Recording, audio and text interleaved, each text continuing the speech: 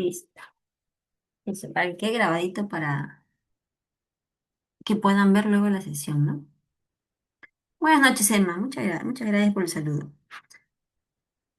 Ok, listo. Entonces, vamos a dar inicio.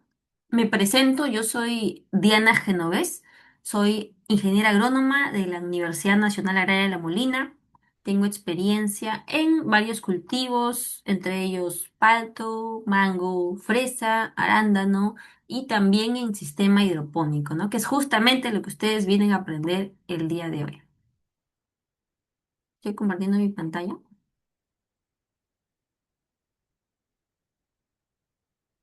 Estas son mis redes sociales y mi red de contacto para si tienen alguna consulta durante o después de la clase, no tengan ningún reparo en comentarme su duda o inquietud. Ese es mi número de celular y ay, ¿dónde está?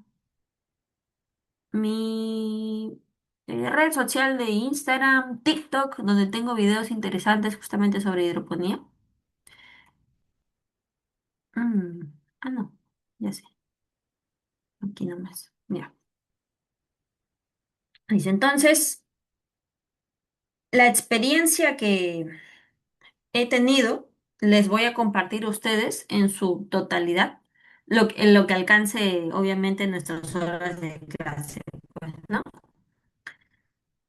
Vamos a ver en esta clase, que está dividida en dos partes, una hoy día y la siguiente pasado mañana, una introducción sobre el cultivo de hortalizas en sistema hidropónico y un plus de cultivo de fresa, ¿ya? Para que puedan ustedes mismos tener su sistema, sus fresas cosechadas y cultivadas por ustedes mismos. Les voy a compartir lo que llaman la receta de la solución nutritiva para que puedan llevarla a cabo de inicio a fin. Entonces, comenzamos. Primero, definiendo el concepto de hidroponía. ¿Qué es la hidroponía? La hidroponía o agricultura hidropónica es un método para cultivar plantas usando soluciones minerales o también llamadas soluciones nutritivas en lugar de suelo agrícola. Es decir, nosotros no vamos a usar la tierra que es usada pues, para agricultura tradicional, sino vamos a usar solución nutritiva o solución mineral para cultivar las plantas, de inicio a fin. Ahora, ¿qué ventajas nos ofrece la hidroponía? Primero es que permite la producción en zonas áridas, en donde no es posible producir las plantas en una agricultura convencional, ¿no? Ya sea, por ejemplo, en desiertos, como lo es Lima, o zonas de difícil acceso en la sierra. Nos permite la producción, ya que nosotros fabricamos y construimos el sistema por completo. También nos ahorra agua y espacio porque podemos producir las plantas en una menor área, ¿no? Ya que podemos distribuirlo en niveles, etcétera. También tenemos un rendimiento mayor al de la agricultura tradicional. Por ejemplo, en suelo podemos sembrar 6 lechugas por metro cuadrado, pero de manera hidropónica llevamos esta cantidad hasta 25 lechugas por metro cuadrado. Ya si llevamos hectáreas, estamos en 60.000 lechugas por hectárea y hidropónicamente 250.000 lechugas por hectárea. Como ven, la cantidad este, aumenta exponencialmente, ¿no? Entonces, por eso podemos tener un rendimiento superior. También aprovechamos más eficientemente los fertilizantes, porque por ejemplo, en la agricultura tradicional existe lo que es el puyado, ¿no?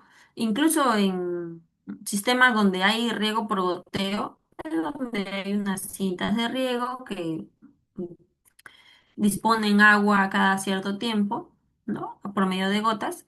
Incluso allí, en ocasiones, depende del cultivo, hay la fertilización que es por medio de puyados, ¿no? Aquí, como el señor lo está haciendo, está colocando una cantidad de fertilizante, son sales al fin y al cabo, y las está enterrando, ¿no? Pero aquí siempre va a existir lo que es una merma del fertilizante, no todo se va a aprovechar, porque el suelo es un área, ¿no? Que no se puede controlar del todo, ya que es un sistema abierto.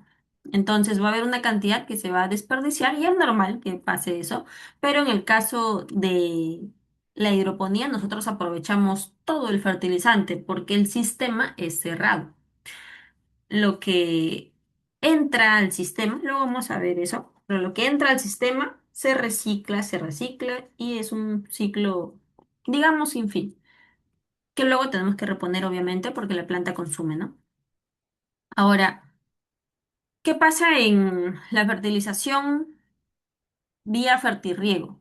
Es que en unos recipientes muy grandes se mezcla el fertilizante con las sales minerales que va a necesitar la planta para nutrirse y esta solución se viaja por estas cintas de riego, ¿no? Es una cinta de riego. ¿Y qué pasa? Que a medida que pasa el tiempo, las sales poco a poco pues están saliendo, pero se precipita una cantidad alrededor del plástico, ¿no? Y esto va a obstruir en el transcurso de los meses, va a obstruir las galerías que están adentro de la cinta de riego. Por eso hay que limpiarlas con una solución ácida, etcétera, ¿no? Pero pues esto sucede y también es un problema en la agricultura con riego tecnificado. Y también es un desperdicio, pues, ¿no? ¿No? Inclusive, miren aquí ya este es un grado crítico ya en donde la cinta de riego estaba totalmente obstruida, no solamente por las sales, sino también por el lodazal, porque hay un mal filtrado del agua en en el inicio del sistema. Ahora, otra ventaja es que permite producir fuera de temporada, porque nosotros podemos contar con invernaderos que varíen en temperatura, humedad relativa con respecto al medio externo. También facilita el cultivo en pequeños locales o en las ciudades, ¿no? En techos, en azoteas, en balcones. Nosotros podemos instalar un sistema pequeño para una producción propia, ¿no? Y proporciona uniformidad en el cultivo. ¿De qué va esto? Por ejemplo, en la agricultura tradicional, nosotros tenemos la imagen de la izquierda en donde el suelo funciona como un organismo, es un organismo, funciona como un organismo vivo, ¿no? Yo sé que el suelo son partículas inertes, pero funciona como un organismo vivo en el sentido de que en el suelo hay microorganismos, hay bacterias, hay virus, hay es todo un complejo de vida dentro del suelo que nosotros no podemos ver, pero está ahí. Entonces, al ser un complejo aquí, que vive aparte, muy aparte de las lombrices que pueden haber, insectos, ¿no? También hay organismos microscópicos. Entonces, la porción de tierra que hay en esta sección que estoy señalando con el puntero no es la misma que la porción de tierra contigua, ¿no? Es por ende que aquí este cultivo, que es de papa, ha presentado una enfermedad que ha atacado las raíces y ha provocado que las plantas se mueran. Y solamente en esta sección, en esta porción de tierra, porque esta porción presentaba una alta carga de patógenos que no presentaba la zona contigua, ¿no? Entonces, eso pasa siempre, siempre pasa, pero es en un porcentaje pequeño. Será pues 5% máximo, el máximo que puede pasar, ¿no? Porque pues el suelo es diferente en sus diferentes porciones y es normal. Claro que tiene un límite esto, ¿no? Pero en la hidroponía nosotros trabajamos con un sistema homogéneo. Todos los canales de cultivo, o sea, los tubitos, los tubos largos, tienen que albergar una solución nutritiva equivalente. Y eso no hay discusión porque es un sistema que comparte la solución nutritiva. No podemos tener, no hay forma, aunque queramos, de tener un líquido diferente en un tubo del contiguo. Entonces, sí o sí vamos a trabajar con la misma solución para todos. Claro que también, al ser una ventaja, la desventaja por ese lado es que si presentamos algún patógeno, porque no hemos tenido el cuidado en la desinfección, en la limpieza, qué sé yo, ahí puede dañarnos todo el sistema, porque todo está conectado. Otra ventaja es que permite ofrecer mejores precios al ser el producto, por ejemplo, la lechuga hidropónica cultivada hidropónicamente, se pueden aprovechar más todas las hojas, a diferencia de la lechuga cultivada tradicionalmente, ¿no? Cuyas hojas inferiores, las que están más cerca al suelo, se suelen podrirse, porque al estar en contacto con el suelo, pues ahí es normal que haya patógenos, ¿no? Y cuando el suelo se humedece, la hoja se pudre y al final termina teniendo menos peso la lechuga porque se le han quitado las hojas deterioradas, versus la lechuga hidropónica, que es aprovechable casi en su 100%.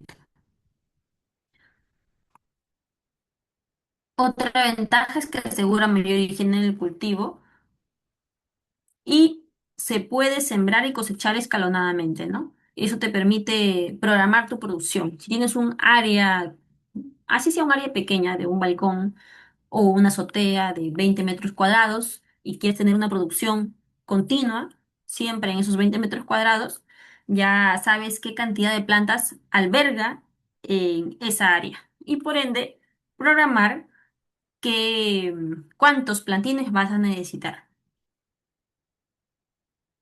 Y también se puede trabajar continuamente como monocultivo, porque este sistema, a diferencia de un sistema tradicional en suelo, quiero decir, puedes resetear el sistema, ya que al finalizar la campaña vas a limpiar, aquí está, vas a limpiar el sistema, ¿no? Se hace una limpieza a fondo con hipoclorito de sodio, o sea, lejía, luego pasarle agua, detergente si es necesario, algunas veces cuando está demasiado sucio para limpiarlos, sacar los tocones, estos de las raíces de lechuga, que es normal que quede aquí después de la cosecha, ¿no? Se limpia completamente el sistema, se desinfecta con lejía, se enjuaga y nuevamente inicia su ciclo completamente limpio, algo que no se puede hacer en un sistema tradicional en suelo. No podemos echar detergente, mucho menos echar cloro, ¿no? Lo desinfectaríamos, sí, pero sería extremadamente costoso y sería inviable. Además que no sería llevadero con el medio ambiente. Hay algunos productos que se usan para desinfectar el suelo, pero están prohibidos. Por ejemplo, uno es el metamsodio, que se usa para desinfectar el suelo y librarlo de microorganismos y cualquier tipo de vida, cualquier tipo de vida. Incluso eso si te cae al cuerpo, te quema. He trabajado, recuerdo, con ese producto. Aunque estuviera prohibido, pues las empresas con pocos escrúpulos llegan a usarlos. Entonces, bueno, sucede ese problema, ¿no? Entonces, para evitar eso, justamente como alternativa se presenta la hidroponía, que tú puedes resetear el sistema, ya que te permite limpiarlo después de cada campaña, ¿no? Terminas la campaña y se puede limpiar, cosa que no se puede hacer con un sistema tradicional en suelo. Ahora, las desventajas es que el costo inicial puede resultar elevado si es que no hay una capacitación adecuada para hacer más eficientes los recursos. Pero yo les voy a mostrar la forma en cómo ejecutarlo lo más económicamente posible, con los recursos que ustedes tienen en casa, con herramientas fáciles de adquirir, cercanas a donde ustedes se encuentran, ¿no? También es necesario un entrenamiento para operar el sistema con éxito, cosa que también les voy a mostrar aquí. Y si no se tiene el cuidado con las plagas, con las enfermedades, se pueden propagar. El problema aquí más grande que se presenta no es tanto con el tema técnico de cómo funciona la tubería, que la bomba, que no es tanto el tema técnico, porque una vez se instala la bomba, se instalan los canales de cultivo, se acopla todos los materiales, eso se echa a andar. El problema más grande viene después, viene con la planta, con el tema de las plagas y de las enfermedades. Pero también eso se presenta en mayor medida cuando es un área grande. Pero cuando se tiene 100 o 200 plantas, no es un problema crítico, porque es fácil de manejar. Siempre áreas pequeñas son más fáciles de manejar que áreas grandes. Entonces, tenemos en resumen que La hidroponía nos brinda la ventaja de producir en zonas no cultivables, nos brinda mayor rendimiento por metro cuadrado, aunque sí tenemos una mayor inversión inicial, pero también nos ahorra agua, espacio y fertilizantes versus la agricultura convencional. Ahora, ¿cómo es que funciona la hidroponía? ¿Por qué? ¿Cómo es posible que una planta suspendida en agua pueda prosperar y no morirse por pudrición, ¿no? Porque de repente lo más lógico sería que las raíces se pudran como cualquier organismo que está mucho tiempo suspendido en el agua, si se trata de una planta. Lo que pasa es que las plantas no necesitan en sí la tierra como tal, hablo de las partículas unidas, juntas que conforman un bloque sólido, sino necesitan de los nutrientes del agua que le aporta la tierra y la luz y el oxígeno que capta del aire. Entonces, de la tierra solamente obtiene nutrientes y agua. Bueno, y también aire también, porque hay unos poros que transportan aire. Pero de la tierra, nutrientes y agua. Eso es lo que necesita la planta de la tierra. Ahora, esta tierra va a funcionar mm, como un sistema que fije a la planta. Pero nosotros vamos a usar otra forma para fijar a la planta al medio, a nuestro sistema hidropónico. Ahora, en esta solución, nosotros vamos a aportarle los nutrientes para que la planta no tenga problemas en disponer de ellos. Ahora, ¿cuál es el rol del agua en la hidroponía? El rol del agua es que ésta va a transportar nutrientes y oxígeno a las raíces. Por eso es importante que la solución esté bien oxigenada. De lo contrario, el agua estancada va a generar este tipo de raíces, raíces asfixiadas, que se ven marrones, ¿no? Porque el color adecuado es que deben estar blancas, incluso más blancas, pero está bien este rango, ¿no? Está en un blanco aceptable. Entonces, las raíces deben verse blancas y no este color marrón y mucho menos textura mucilaginosa, porque eso quiere decir que están en proceso de pudrición. Y obviamente que esto más adelante va a pudrir a la planta, ¿no? Va a matar a la planta. A ver, aquí hay un ejemplo que quiero relatarles y es ¿ustedes han visto cómo funciona una pecera? Una pecera para que el pez pueda vivir en ella, el agua de la pecera tiene que estar bien oxigenada. ¿Y cómo la oxigenan? Con una bomba, ¿no? En estas tiendas también venden bombitas de aire para oxigenar la pecera. Y es por medio de las burbujitas que crea la bombita que los pececitos pueden respirar, porque ellos respiran con el oxígeno que hay en el agua, no con el oxígeno del aire. Entonces, en las plantas ocurre algo similar. Ellas necesitan que su medio, su solución, tenga oxígeno. Y para eso, pues, hay formas fáciles y formas un poquito más complejas de conseguirlo. Ahora, antes de meterme a ese tema, les comento que hacer énfasis en que una solución sin oxígeno va a ocasionar lo que es la pudrición radicular, que es lo que han visto acá, pues, ¿no? Esta es una pudrición radicular. Y los sistemas, tanto NFT es este de aquí, este es un NFT, y raíz flotante, que es el de la derecha, ambas requieren aireación constante. Entonces, el agua va a tener esos dos roles, esas dos funciones principales, transportar nutrientes y oxígeno.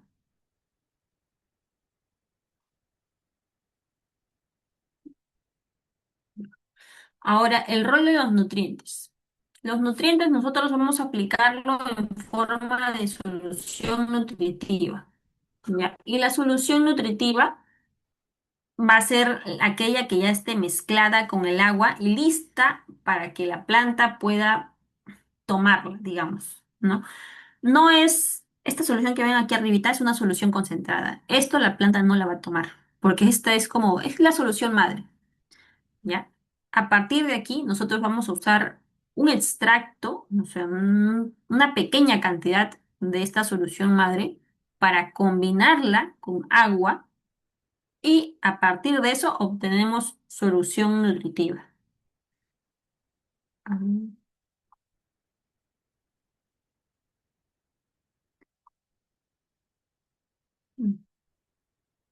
un momento, déjame voy a buscar la pluma.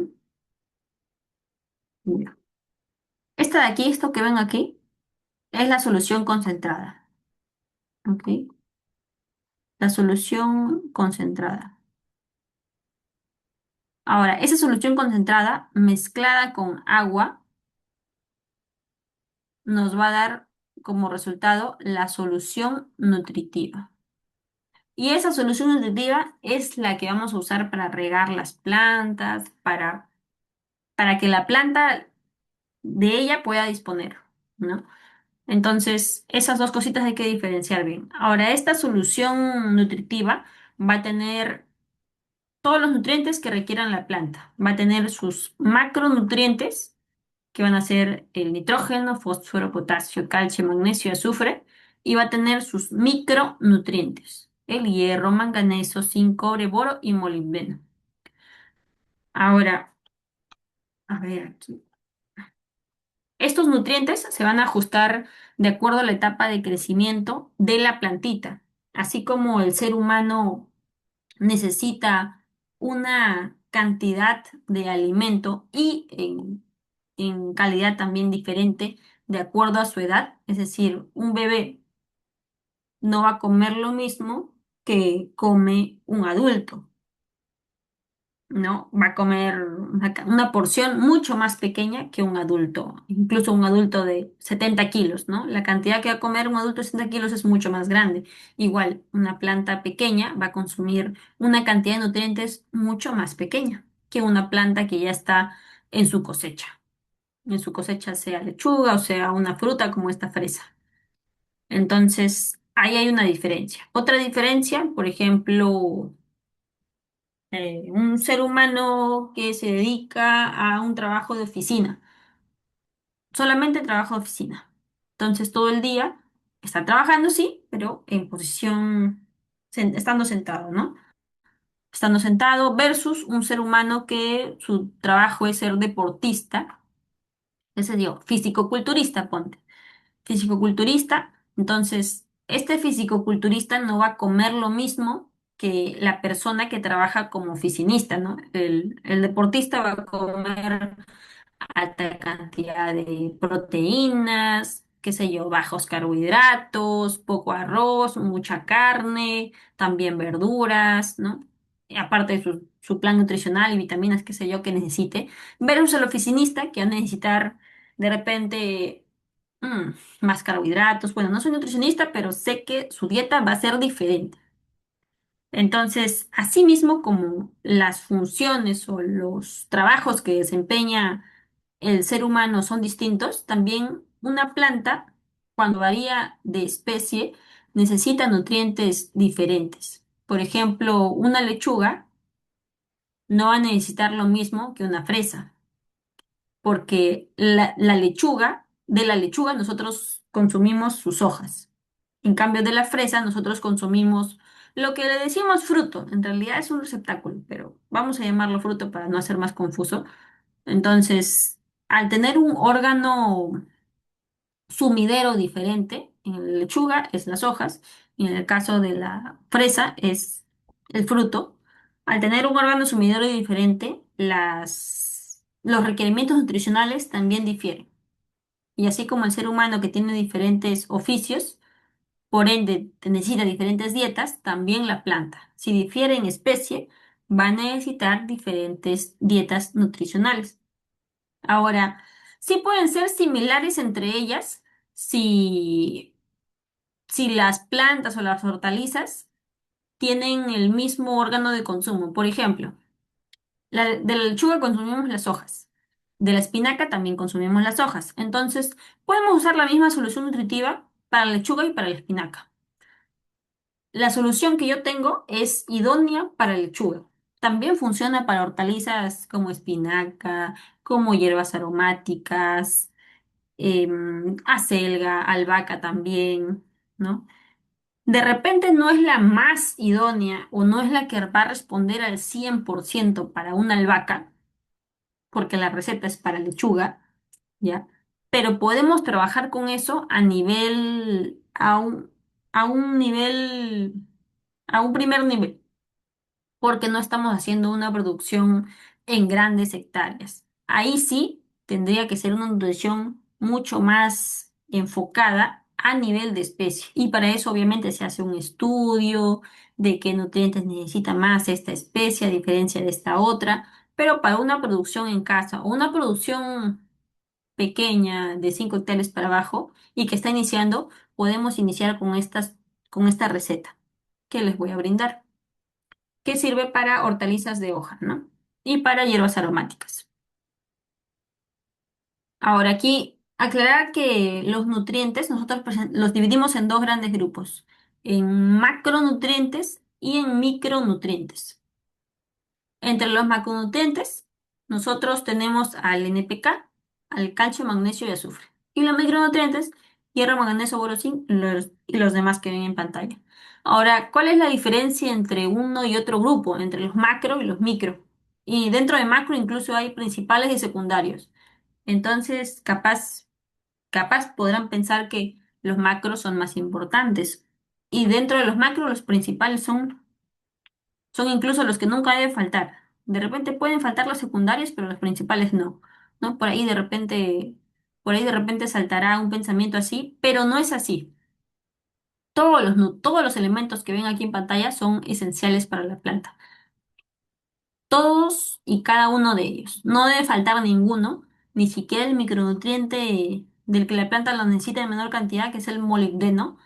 Todos deben estar presentes, porque basta que uno falte para que se presente, la planta lo exprese como deficiencia en algún síntoma, que puede ser hojas amarillas, negras, moradas, luego vamos a ver eso en fotografías, pero todos son importantes, no debe faltar ninguno. Y de la receta que yo les voy a brindar contiene todos estos nutrientes.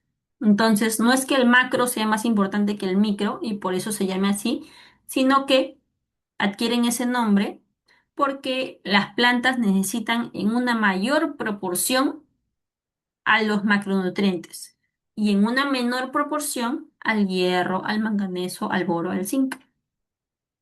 ¿Ok?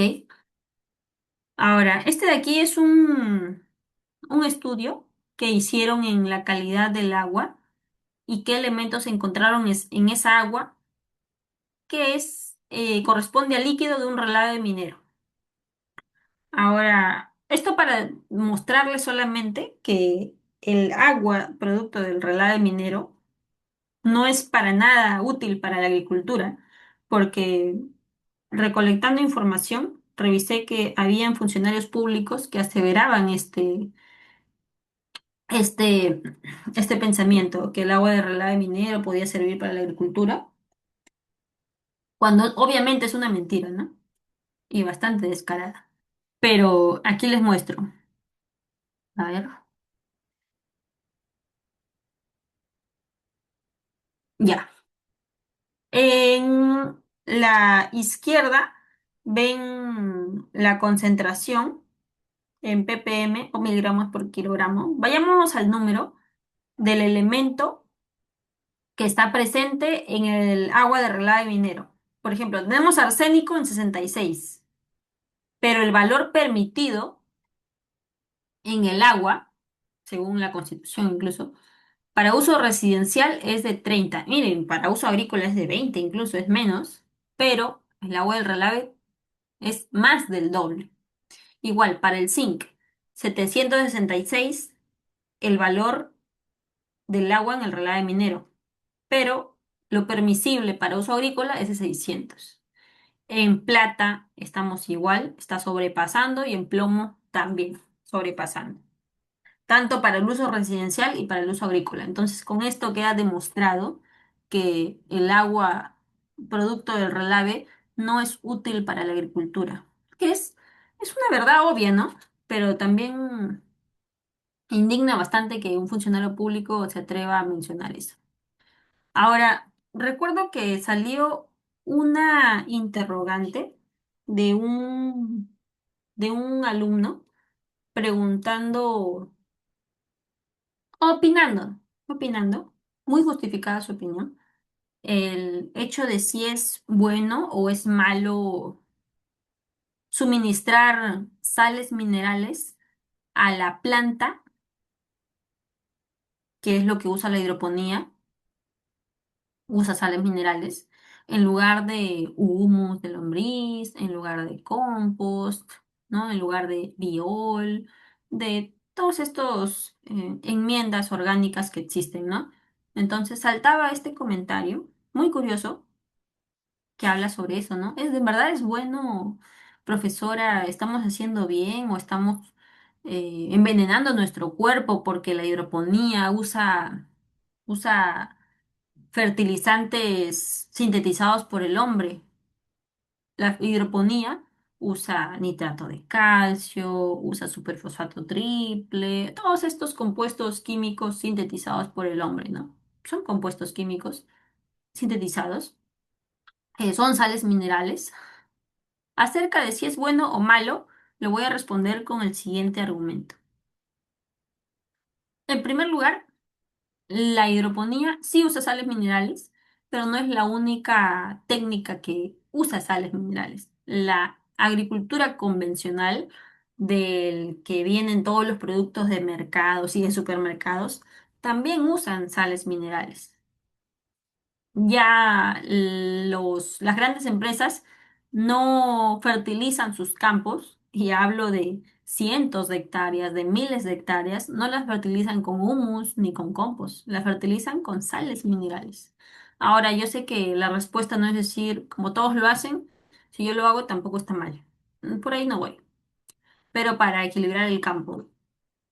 Ahora, como segundo punto, está lo siguiente. Pongamos el caso de un ser humano.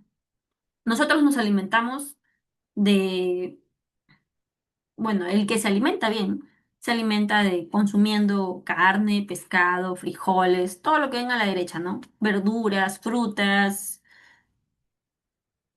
eso sin contar, si no cuento con el chocolate, con la gaseosa, ¿no? Solamente los que se alimentan bien.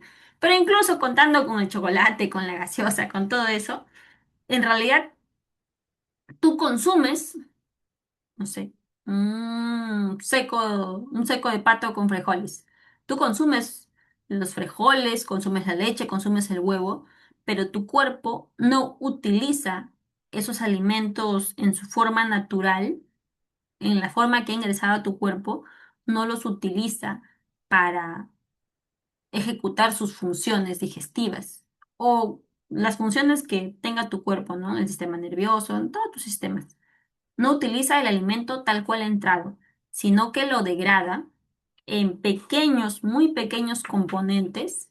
Degrada la proteína en aminoácidos y a su vez degrada estos compuestos en compuestos más pequeños, que descarta todo lo que no le sirve y lo elimina en forma de heces o de orinas. Es por eso que las heces y las orinas mm, de los organismos vivos que consumen carnes huelen más feo que los organismos que solo consumen verduras. Por ejemplo, las heces de un conejo huelen menos mal que las heces de un ser humano o de un perro. Pero no yéndonos por por las aristas, a lo que voy es que nosotros consumimos los alimentos en su estado natural, un huevo, pero del huevo no aprovechamos, solamente aprovechamos los componentes en los que nuestro cuerpo lo degrada, los aminoácidos y demás componentes.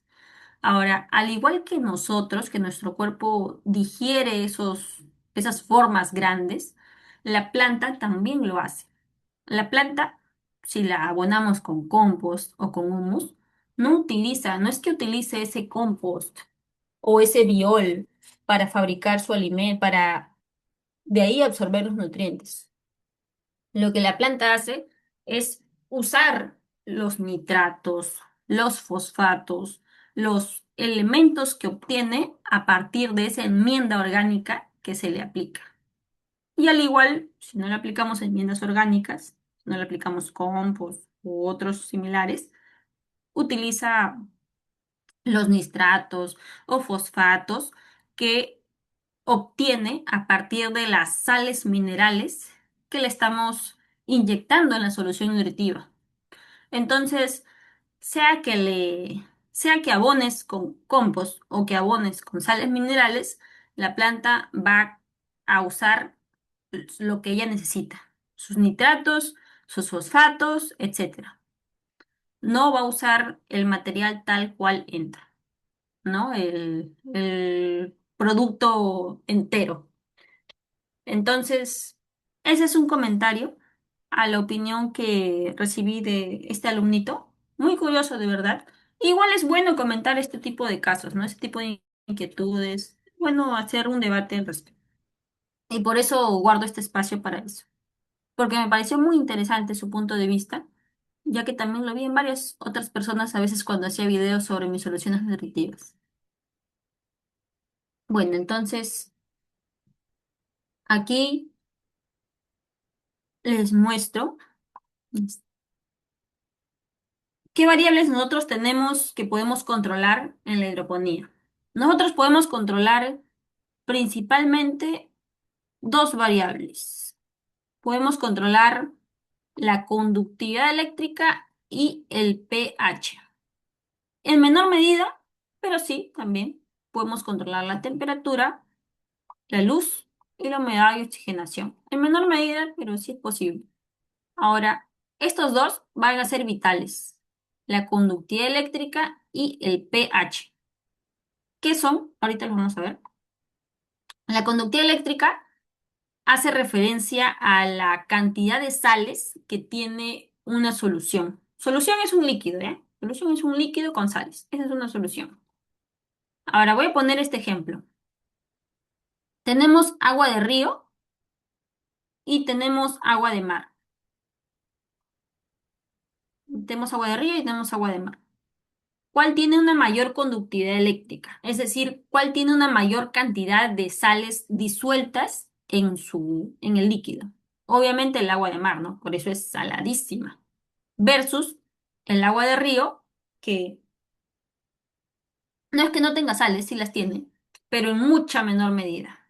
Entonces, aquí, en el agua de mar, vamos a tener una CE, conductividad eléctrica, mucho más alta versus el agua de río que va a tener una conductividad eléctrica más baja. Solamente para poner un ejemplo y para que lo entiendan, ¿no? Es decir, aquí ya se entiende que la conductividad eléctrica hace referencia a la cantidad de sales que tiene el líquido. Ahora, hay rangos bastante altos. Por ejemplo, el agua pura tiene una conductividad eléctrica de casi muy cercano a cero. 0,04 microsiemens por centímetro. Así se lee esta medida. Microsiemens. No se preocupen, no la van a necesitar tanto, pero la coloco ahí. El agua destilada también un poquito más. El agua de lluvia de 5 a 50. El agua potable, la que consumimos nosotros, menor a 2500. El agua salobre, que ya es un poco más salada, 2500 a 20.000. Y el agua de mar, ya una cantidad muy superior, ¿no? Entonces, esto es para que vean cómo va subiendo la conductividad eléctrica, en números, numéricamente. Ahora, ¿para qué me sirve a mí la conductividad eléctrica? ¿Para qué yo quiero saber esto si trabajo con la hidroponía? Les mencioné que la conductividad eléctrica es un reflejo de qué cantidad de sales tiene la solución.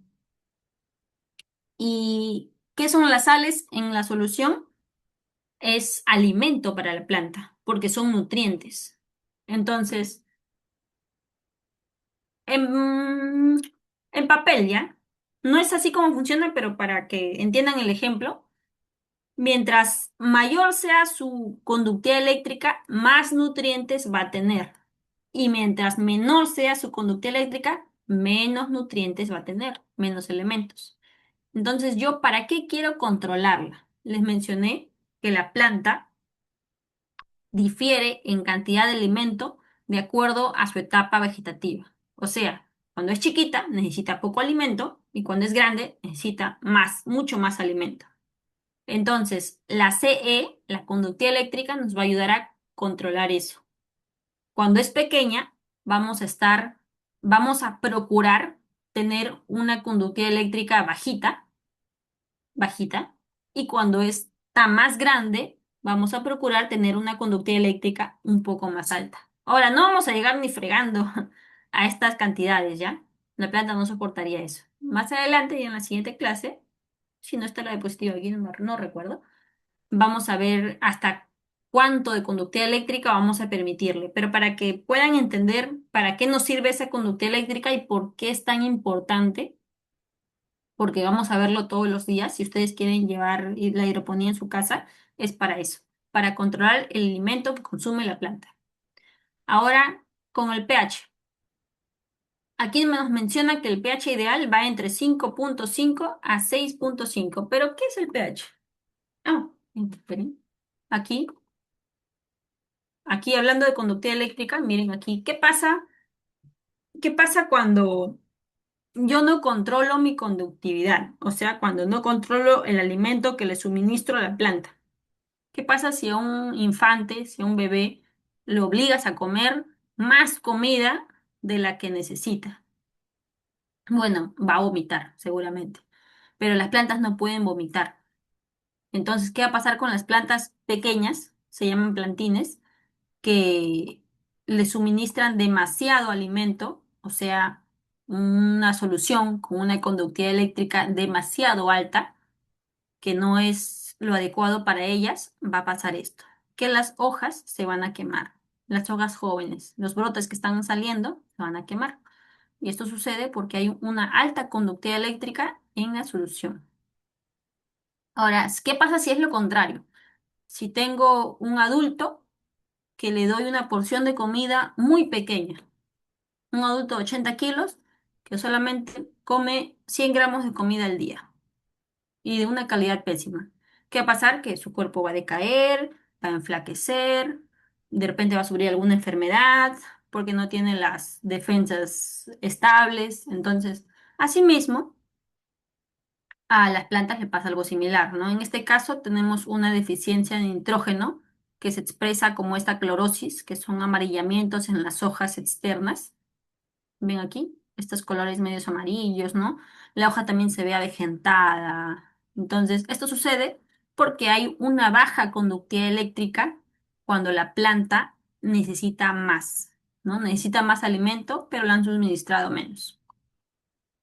Bueno, aquí les he colocado la conductividad eléctrica que necesita una planta al inicio, cuando está empezando a crecer, de 0,5 a 0,8 milisiemens por centímetro. Eso no se preocupen, las cantidades van a quedar en esta diapositiva, lo van a tener y también les voy a mostrar cómo manejar un conductivímetro o un pHímetro para que puedan hacer esto rápido. No es difícil, es como ver un reloj, te acostumbras a ver la hora, ¿no? Versus cuando la planta ya está mucho más grande, necesita una conductividad eléctrica más alta. Ahora ya, yéndonos al pH de la solución nutritiva.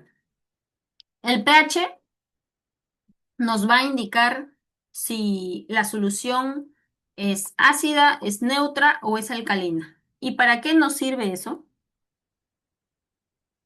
Nos sirve para lo siguiente. Los elementos que necesita la planta, que son 13. No todos van a estar disponibles en todo el rango de pH existente, que el pH tiene un rango que va de 4 a 10, del que nos va a servir para nosotros, ¿no? Nosotros vamos a usar este rango, de 4 a 10. Entonces, todos los elementos nutritivos no se distribuyen, no están disponibles para la planta en todo el rango de pH que existe. Por ejemplo, el fósforo. Si tengo un agua con un pH de 4, ¿usted cree que la planta lo va a poder, que la planta va a poder tomar ese fósforo del agua? Tú puedes aplicarle fosfato al agua, aplicarle una fuente de fósforo. Tú lo puedes disolver en el agua, no hay problema, se va a disolver. Se va a disolver en el agua, pero de repente vives en un distrito, estoy poniendo un ejemplo, no es posible que el agua tenga un pH de 4, pero para poner el ejemplo, vives en un distrito de Tangamandapio, mm, ya, que tiene el agua del caño sale en 4.0. Combinas tu fuente fosforada en el agua, se disuelve, y riegas con eso tu sistema hidropónico. Pero la planta, por más fuente fosforada que tú le hayas puesto, no va a poder tomar ese fósforo, porque a un pH de 4 ese fósforo no está disponible para la planta. Igualmente, el potasio tampoco lo va a poder tomar a un pH de 4. Y vamos al otro extremo. Si tienes un pH de 10, si el aparato, tú lo mides y te bota un pH de 10. Aquí ponte que sea 10. El nitrógeno no va a estar disponible para la planta. ¿Qué más? El manganeso tampoco va a estar disponible para la planta. Algunos sí, ¿no? El azufre sí, el potasio sí, el fósforo también, pero la idea es que todos estén disponibles, porque como les dije, la planta necesita de todos esos elementos para funcionar. Basta que uno falte para que hayan problemas. Entonces, por eso, nosotros tenemos un rango con el que vamos a trabajar, que es de 5.5 a 6.5. Entonces, cuando medimos el pH con nuestro pHímetro, es sencillo, se introduce y bota el número. No tenemos que presionar ninguna tecla. Es muy, muy sencillo de usar. Les voy a mostrar cómo. Es como ver un reloj prácticamente. El aparato funciona por sí mismo. Entonces, sumergimos el pHímetro. Aquí en la parte baja, el pHímetro tiene un sensor que se va a encargar de medir, ¿no? Este sensor tiene que estar sumergido en la solución y el aparato, como si fuera un reloj, lo va a medir. Entonces, esa medición nos tiene que arrojar un número que vaya en un rango de 5.5 a 6.5, ¿no? Y como ven, en este rango están disponibles todos los nutrientes que la planta necesita: NPK, azufre, calcio, magnesio y los demás. Entonces, por eso es que nosotros trabajamos con un pH para la solución nutritiva, con un pH de 5.5 a 6.5, que es lo más recomendable. ¿Ok? A ver, ya. Acá, por ejemplo, ¿qué pasa si no tenemos el cuidado en eso? ¿Qué pasa si por error, por equivocación o por alguna razón tenemos un pH en el agua inadecuado? Miren, por ejemplo, pueden suceder estos problemas. Miren aquí, tenemos una hoja de una cucurbitácea que presenta deficiencia en magnesio. Pero, profesora, ingeniera, ¿qué ha pasado si yo aplico magnesio a mi solución nutritiva? Yo uso fuentes de magnesio. No hay forma porque yo estoy usando la receta tal cual, pero mis plantas presentan deficiencia de magnesio, que se observa con una clorosis internerval. ¿Qué pasa? De repente está pasando que no estamos controlando el pH de la solución y estamos, a ver, ¿dónde está el magnesio? Aquí está. Estamos de repente en un pH de 5 o un pH demasiado alto que impide que el magnesio esté disponible para la planta y se expresa como una deficiencia, ¿no? Sea que el pH esté bajo o esté alto, se expresa como deficiencia porque la planta no puede tomarlo, ya que el elemento no está disponible. Igual, esta es una planta de albahaca que tiene deficiencia de hierro. ¿Dónde está el hierro? Aquí está el hierro. Entonces, nosotros le aportamos hierro, pero no cuidamos el pH de la solución porque está demasiado alto, de repente está en 9.5 y presentamos este tipo de síntomas, ¿no? Clorosis en las hojas jóvenes. Y clorosis completa, no solamente en las hojas o en el espacio internerval, sino también en las venas. Las venas son estas de acá, ¿no? Estas aquí son las venas de la hoja. Y también presentamos amarillamiento en esas zonas. En cambio aquí, como ven, solamente está amarillo el espacio internerval, pero las venas se conservan verdes. Son términos. Y aquí tenemos deficiencia de fósforo en una planta de tomate, que se expresa como manchas, áreas moraditas en vez de las hojas, ¿no? Y también puede suceder porque no estamos cuidando bien el pH de la solución. Si nosotros estamos seguros que le aportamos las cantidades adecuadas del elemento, de las fuentes a la solución, pero igual presentamos deficiencia, entonces tenemos que cuidarnos de esto, del pH.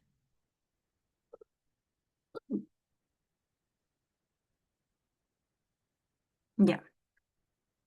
Entonces, pasamos al siguiente punto.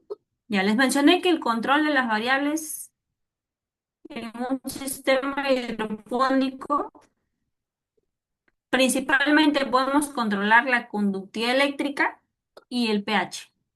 Tenemos equipos para eso, ¿no? Vamos a adquirir, les voy a hacer énfasis en que adquieran su conductivímetro, su pHímetro, que puede ser una sola compra. Eso creo que sí, en la segunda clase, ahí están los materiales que vamos a usar, que es un equipo conductivímetro, pHímetro, yo le digo pHímetro, pero funciona para medir las dos cosas. Ya está bastante barato, 60 soles, y nos va a servir muchísimo, ¿no? Porque nosotros necesitamos controlar esas dos variables, conductividad eléctrica y pH, siempre.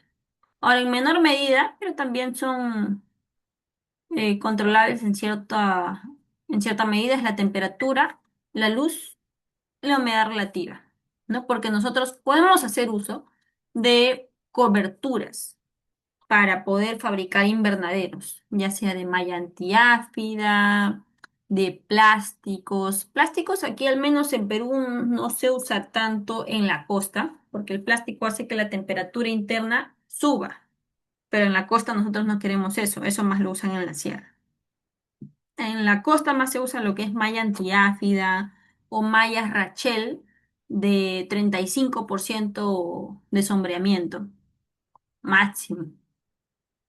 Entonces, podemos controlar la temperatura en cierta medida. La luz también usando estas coberturas, malla Rachel, nos va a dar un sombreamiento mayor que una malla antiáfida y la humedad y oxigenación, ¿no? Si disponemos, bueno, de algunos equipos que puedan aumentar la humedad o aumentar el oxígeno en el aire, pero si no, también estas coberturas plásticas o mallas antiáfidas también generan un leve cambio en la humedad relativa interna del lugar interno versus el exterior. Entonces aquí lo más importante va a ser controlar el entorno. En hidroponía lo más importante va a ser controlar el entorno y eso nos va a permitir el éxito del cultivo. Ahora, en hidroponía es mucho más fácil controlar el entorno porque todo nuestro medio lo hemos fabricado nosotros. Entonces, nosotros controlamos esto y controlamos esto. En menor medida, esto y esto. Pero al controlar estos dos, ya tenemos las de ganar ya, porque tenemos el equipo. Y ahí otra vez se resalta la importancia del pHímetro para poder controlar el alimento que suministramos a la planta, por medio del control de la conductividad eléctrica y el pH. Ya. Ok. Entonces aquí les voy a desglosar qué tipo de sistemas hidropónicos tenemos nosotros. Tenemos sistemas hidropónicos en agua y sistemas hidropónicos en sustrato. Ahora, ya. Sistemas hidropónicos en agua tenemos dos principales. El famosísimo NFT y el sistema de raíz flotante. Vamos a empezar con esos. El NFT y el de raíz flotante. ¿Qué es el NFT? El sistema de raíz no, perdón, el sistema de raíz flotante. El, este sistema es el más conocido, ¿no? Las plantas están sumergidas en una solución, que es este cuerpo de agua, ¿no? Este cuerpo de agua aquí está dentro de un contenedor, dentro de un recipiente, sobre el que se colocan planchas flotantes. Pueden ser de termopor o también llamado tecnopor.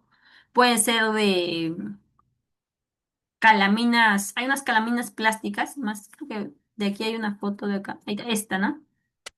Estas calaminas de plástico pueden ser de este material, la cosa que sea de un material flotante. ¿De qué más he visto que lo hacen? De metal, obviamente no, ¿no? No tiene que ser ningún material de metal. solamente plásticos o el termopor que también es un plástico. Debe ser un material que pueda flotar. Ah, de espuma también he visto. Pero el más usado es termopor por su bajo costo.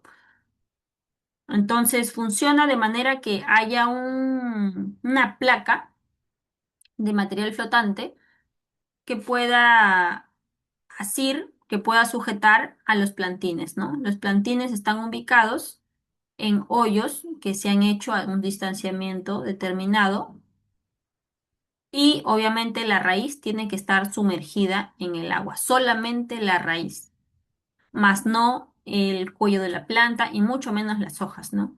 De otro modo puede haber, no puede, va a haber pudrición. Entonces solamente la raíz tiene que estar sumergida en el cuerpo de agua.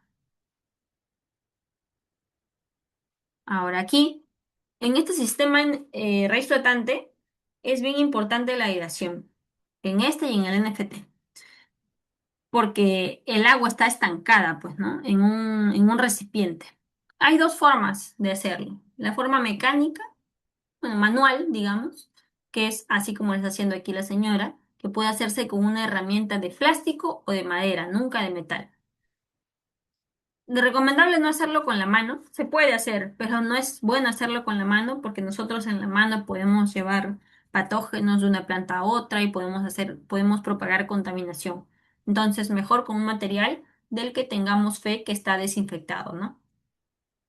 Entonces, hacemos un movimiento como batidora de tal forma que generemos burbujas. Y hacer esto 1 a 2 veces al día si es un clima, un clima templado, un clima de 20 grados, 25, pero ahora yo estoy aquí con mi medidor de temperatura y a veces llego a 35, 38 grados. Entonces, con esa temperatura es recomendable hacerlo de 3 a 4 veces, porque mientras más mayor sea la temperatura del ambiente, más oxígeno va a necesitar el cuerpo de agua. ¿Por qué? Porque la plantita, como hace mucho calor, va a transpirar más, ¿no? Entonces, como va a transpirar más, va a necesitar más agua con oxígeno para poder realizar sus funciones normales, ¿no? Entonces, hay que cuidar esto de hacerlo. En climas más calientes, realizar más veces al día este batido. Ahora, si no se desea hacer eso, se puede instalar una bomba de pecera, para que lo haga de forma mecánica, para que lo haga de forma automática. E incluso si queremos más automatización, esta bomba se puede conectar a un timer la que nosotros programemos en qué tiempos y a qué horas va a hacer el batido, ¿no? Ahora, ese es un sistema, el sistema de red flotante. Este es otro, que es el sistema NFT, el famosísimo NFT.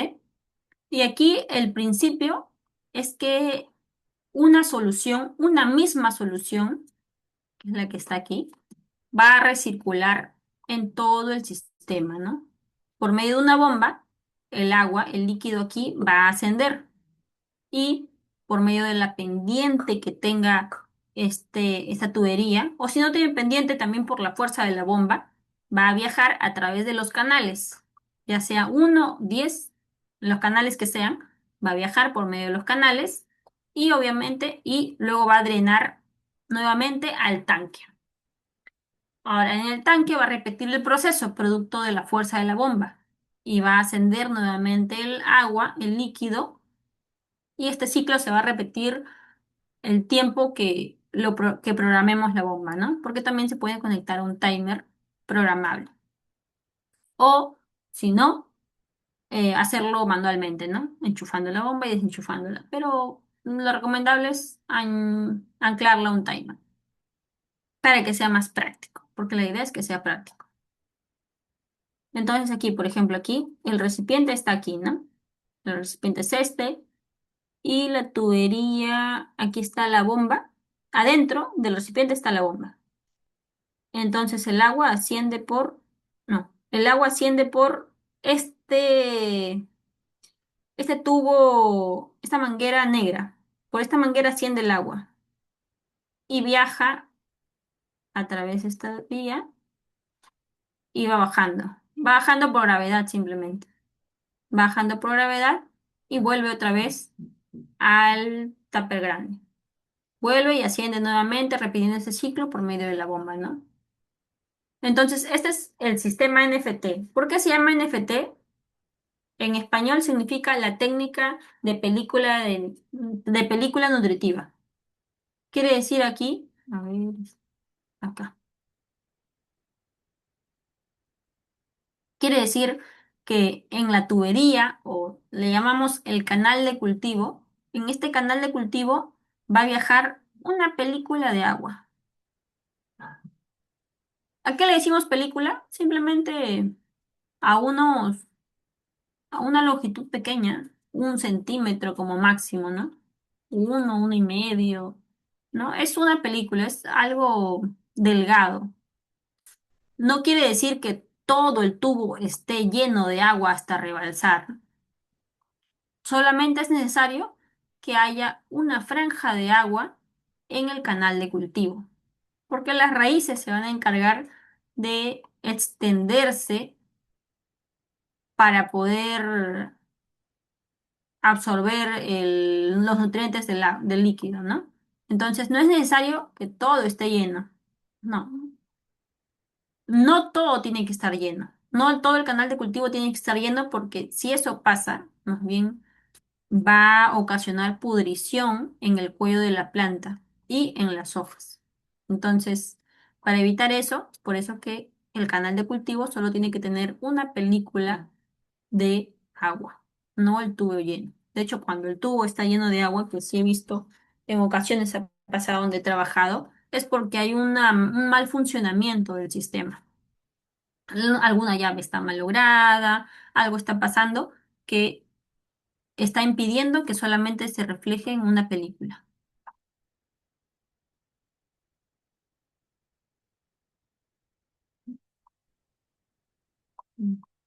Bien, vamos al siguiente tipo de sistema hidropónico. Tenemos también sistemas hidropónicos en sustrato. Y tenemos aquí dos que yo les voy a mostrar. Uno es el sistema de riego por goteo con sustrato y el segundo es el sistema en columnas. Ah, El sistema de riego por goteo con sustrato utiliza sustrato. El sustrato puede ser arena de cantera, de río, piedra pómez, lana de roca. Generalmente usan arena de cantera, que es la grava, ¿no? Son piedritas, partículas medianas, más grandes que la arena de playa, mucho más grandes, que se usan como medio de fijación para la planta. Ahora, por qué usamos un sustrato aquí? ¿Por qué no simplemente lo hacemos en un recipiente tipo raíz flotante, ¿no? Se puede hacer también en un recipiente raíz flotante y he visto que lo han hecho. Pero, bueno, yo les digo desde mi experiencia, funciona mejor este tipo de hortaliza de fruto en un sistema con sustrato, porque la planta tiene más peso, ya que genera frutos, pues, ¿no? Un tomate, una berenjena, un pepino, un zapallo italiano, tiene mucho peso en la parte aérea por los frutos que tiene. Pueden ser 4, 5, 7 kilos por planta. Entonces, necesita un medio de sujeción mucho más firme que si fuera tipo raíz flotante. Entonces, como necesita una sujeción mucho más firme, es que está la alternativa de colocarle un sustrato, ¿no? Incluso este sustrato está sobre el suelo, cosa que no hay oportunidad de que se caiga, de que se incline, porque está en el suelo. El suelo está nivelado, entonces aquí sobre el sustrato se colocan estas cintas de riego. Estas cintas de riego tienen un agujero, en este caso, aquí está su agujero, y por aquí es que se dispone el agua, ¿no? Y esto se va regando cada cierto tiempo, ajustado, para que la planta reciba el alimento que necesita. Ahora, de preferencia tienen que ser dos cintas de riego. Hay otra mecánica que no usa cintas de riego, usa este tipo de goteros con estaca. que son microtúbulos anclados a tuberías y de estos microtúbulos sobresale un gotero de estaca. Este gotero se clava en la grava y a partir de este gotero salen las gotitas de agua. Son dos formas diferentes. El otro sistema hidropónico en sustrato es el sistema de columnas, que es usado para la fresa. Este sistema de columnas se hace gracias a que existe este tipo de macetita, que es de un proveedor que yo les voy a brindar luego una cartera de contactos con el proveedor de esta macetita, ¿ya? Y está hecha perfecta para la fresa, de tal forma que se puede apilar y formar una torre, ¿no? Aquí te permite producir más plantas en la menor cantidad de área porque está en forma de torre, pero sí está restringido solamente para plantas pequeñas. De repente, si no solamente quieres experimentar con la fresa, otra planta que tiene un porte similar, el toronjil, hierbas aromáticas, la albahaca no recomiendo, el toronjil, la muña tampoco porque crece muy alta. Tiene que ser frondosa y no tiene que tener una estatura tan alta. La fresa cumple estos requisitos, ¿no? Entonces también tiene que estar bien en una zona bien iluminada porque necesita luz en los cuatro lados de la maceta, como ven aquí, ¿no? Uno, dos y los dos que están atrás, porque las plantas están repartidas en cada vértice de la maceta. Entonces necesita luz por los cuatro lados. El mejor lugar para poder colocar este sistema es en techos, en balcones si no tuvieran techos, pero en techos es mucho mejor, ¿no? Porque sí o sí le va a dar a los cuatro lados. Y la fruta necesita de luz para poder colorear y para poder generar las sustancias, los compuestos azucarados. Ahora, para hacer este sistema, pueden hacerlo en grande o pueden hacerlo en pequeño. Miren, por ejemplo, aquí nosotros podemos tener un máximo de 32 plantas de fresa con 8 macetas, generando una torre. Esta torre se fija por medio de... Me salió chueco.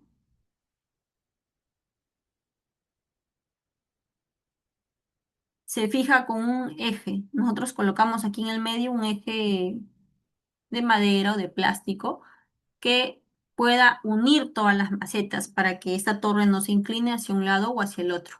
Y este eje se sostiene con un eje perpendicular que está fijado al suelo, ¿no? Aquí tengo, mm, aquí tengo un video. Voy a adelantarme un poco con el video y luego sigo aquí. Aquí tengo un video. Mm,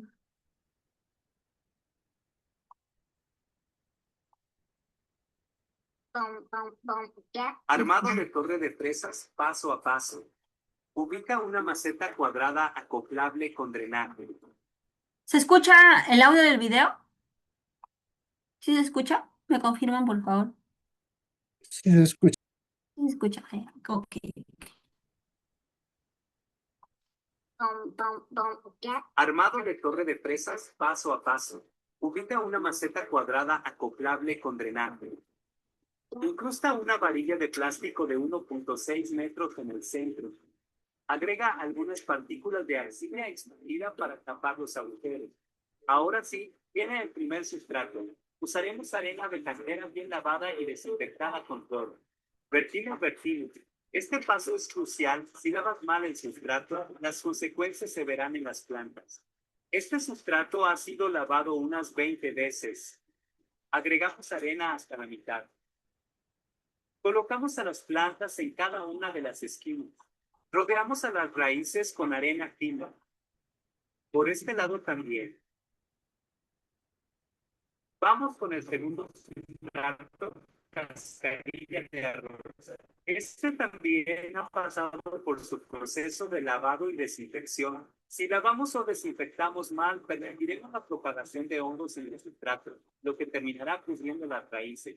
Cubrimos toda el área con cascarilla de arroz. Las espinas también. Retiramos los residuos de los apoyos. Limpiamos. Y por fin, el momento más esperado por toda Latinoamérica Unida. Encajamos la segunda maceta sobre los apoyos de la primera, dando de no aplastar ninguna hoja. Repetimos todos los pasos anteriores para llenar la maceta. Hacemos esto hasta tener una torre de 8 macetas. Lo mejor es hacerlo en el lugar en donde la torre quedará fija. Una opción es amarrar el eje a una estructura firme. Por ejemplo, aquí hay un fierro que soporta las torres. Si no lo tienen, no hay problema. Pueden hacer torres de 4 macetas para que no se desestabilicen. El riego puede ser manual o automatizado. Aquí tenemos el segundo caso con goteros, mangueras y una bomba que acciona el riego. El volumen de riego dependerá de la etapa fenológica de la planta, el clima y el sustrato. Plantas recién trasplantadas necesitan 50 a 100 mililitros de solución nutritiva diaria. Ya, ok. Aquí menciono que se ha desinfectado el sustrato unas 20 veces, ¿no? No fueron 20, exagerado ahí. No fueron 20, pero sí es importante y no le voy a quitar el mérito a la desinfección que necesita el sustrato. En especial, a ver, déjenme saco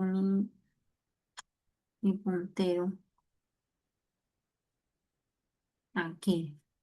En especial a este sustrato, cascarilla de arroz, este color marroncito, color mostaza que ven. Mm. En especial a este, no me sale. En especial a esa cascarilla de arroz, porque es un sustrato orgánico. Y al ser un sustrato orgánico, ¿no? Es decir, obtenido a partir del proceso de una materia prima, que es el arroz, ¿no? Procesan el arroz y sale la cascarilla de arroz como residuo. Entonces, porque es un sustrato orgánico, tiene mucho mayor porcentaje de presencia de patógenos. Entonces, si yo no realizo una buena desinfección a esta cascarilla de arroz, lo que va a pasar es que van a propagarse hongos, cosa que me pasó la primera vez que lo hice, porque no desinfecté bien. Entonces, se murieron todas las plantas, tuve que repetir el proceso, esta vez sí desinfectando bien mi cascarilla y obviamente también el sustrato que usé primero, que es la grava, ¿no? Es el primero que coloqué aquí. Si quieren hacer su sistema de macetas, de columnas para flecha, funciona muy bien y el proveedor te permite comprar al por menor y al por mayor. El costo que lo compré hace 3 años, era de 8 soles por maceta. Está un poco caro, pero yo creo que vale la pena porque es algo que te va a durar, ¿no? Esta maceta es de un termopor bien grueso, es casi como una maceta plástica, no se va a romper fácilmente. Claro, tampoco hay que abollarla a propósito, pero esta maceta es durable, entonces sí conviene bastante para una producción casera. Este video también lo pueden encontrar en mi TikTok. Ahí les he dejado mi red social en la primera diapositiva y esta diapositiva les voy a compartir, por supuesto. Ahora ya, regresando aquí. Entonces, tenemos en resumen esos tipos de sistema hidropónico. En agua, nuestro sistema NFT y el sistema de raíz flotante. Y en sustrato, el riego por goteo con sustrato y el sistema de columnas. Esto de aquí es realizado, esta clasificación es realizada, hecha por mí, pero de repente en otra literatura, en otras fuentes se encuentran una distribución diferente. Bueno, y son ya temas de autores, ¿no? Yo les comparto esto a partir de la experiencia que yo he tenido pues, trabajando con estos sistemas de aquí. Entonces, ahora vamos a lo práctico. ¿Qué tipo de sistema debo usar para el cultivo que yo quiero? Miren, el sistema NFT es recomendado para estas especies de aquí: acelga, albahaca, lechuga, espinaca. Ahora, la medida del canal de cultivo, o sea, del tubo, es diferente para un grupo y para otro. Aquí lo he dividido en dos. ¿Ya? La lechuga y la espinaca usan NFT, sí, pero con canales de cultivo de 3 pulgadas, porque la planta tiene un porte más pequeño. El cuello de la planta es de unos 5 centímetros, 6 7 8 máximo. Entonces, es suficiente este canal de cultivo con esta medida de diámetro de pulgada, ¿no? Diámetro es 3 pulgadas.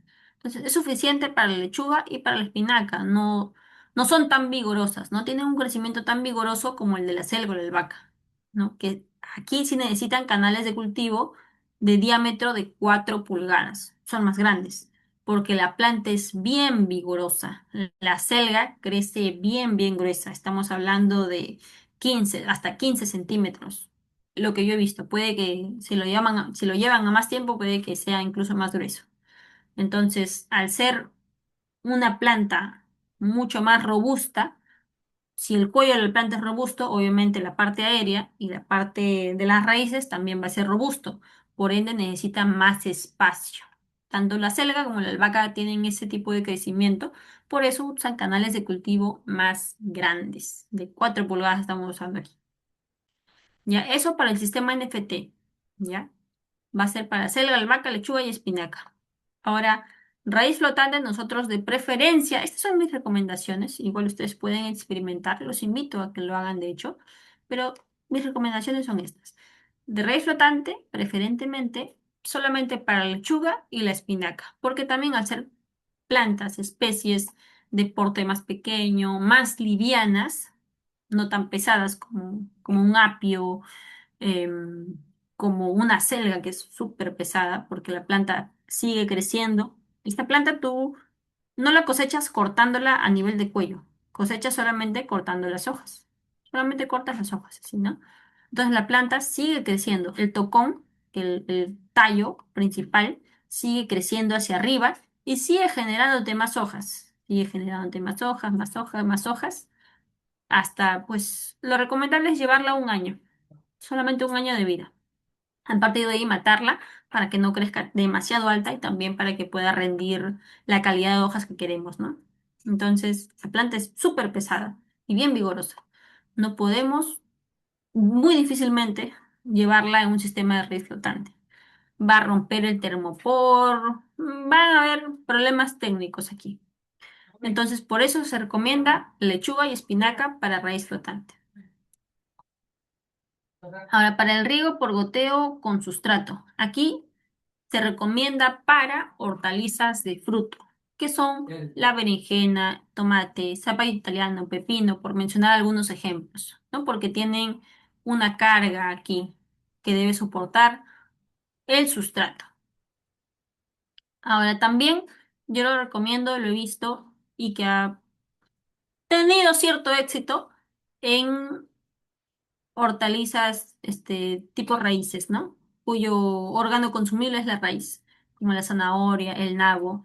Pero para estas hortalizas que se consumen su raíz, mejor es usar el suelo como tal, tierra. Mejor es usar tierra.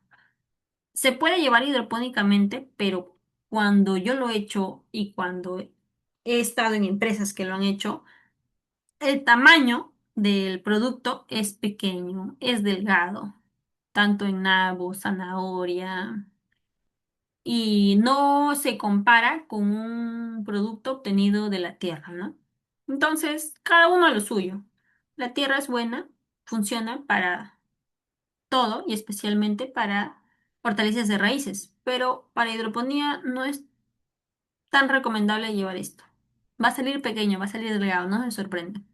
Y también para este riego por goteo con sustrato sirve muy bien para plantas aromáticas, menta, toronjil, hierbabuena, porque estas crecen tipo arbustivamente, ¿no? La hierbabuena, el toronjil crece bastante grande, si es que no se poda, pero no hay problema. Ahora, para el sistema de columnas es recomendable para el cultivo de la fresa. Está hecho.